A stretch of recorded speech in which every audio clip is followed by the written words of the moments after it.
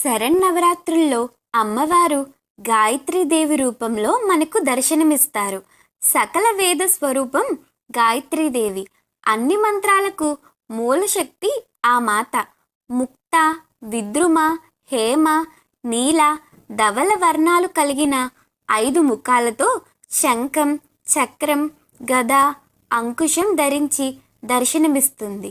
గాయత్రి ఉపాసనతో మంత్రసిద్ధి, బ్రహ్మజ్ఞానం కలుగుతాయి.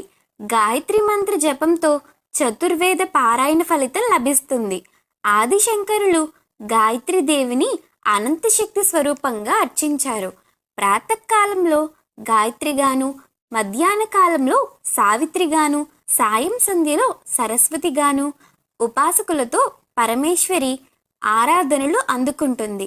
గాయత్రి మాత ముఖంలో అగ్ని, శిరస్సులో బ్రహ్మ, హృదయ